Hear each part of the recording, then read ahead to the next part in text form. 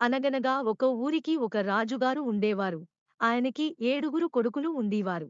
ఒకరోజు ఆ 7గురు కొడుకులు చాపలు పట్టడానికి వెళ్లారు. 7 చేపలు తెచ్చారు. ఆ తెచ్చిన చేపలిని ఎండబెట్టారు. సాయంత్రానికి 6 చేపలు ఎండాయి కాని ఏడో చాప ఎండలేదు. ఆ చేపను పట్టిన రజకుమారుడు చేపని, చేప ఎందుకు ఎండలేదు అని అడిగాడు. ఆ చేప గడ్డిమెటు అడ్డమొచ్చింది అని బదులు చెప్పింది. ఆ రాజకుమారుడు వెళ్లి గడ్డిమేటుని, నా చేప ఎండకుండా ఎందుకు అడ్డం వచ్చావు? అని అడిగాడు. గడ్డిమెటు అంది, ఈ రోజు ఆవు నన్ను మేయడానికి రాలేదు అని. రాజకుమారుడు వెంటనే ఆవు దగ్గరికి వెళ్లి, ఈ రోజు నువ్వు గడ్డి ఎందుకు మేయలేదు? అని అడిగాడు.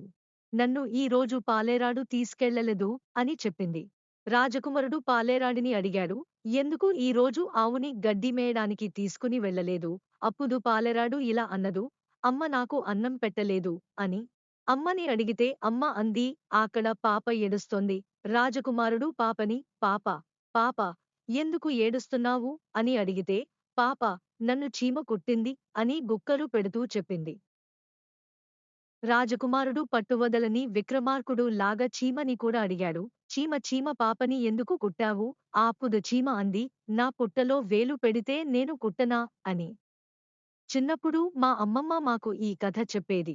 చాలా కాలం ఇదొక మామూలు కథ అనుకున్నను. పెద్దయ్యక మా పిల్లలకు ఈ కథ చెబుతున్నప్పుడు అర్థం అయ్యింది. ఒక్కొక్కసారి చాలా చిన్న చిన్న సంఘటనలకు పెద్ద పెద్ద ఫలితాలు ఉంటాయని. చిన్న పాపను చీమ కుడితే ఆ రోజు రాజకుమారుడికి రాత్రి భోజనంలో ఎండు చాప లేదు.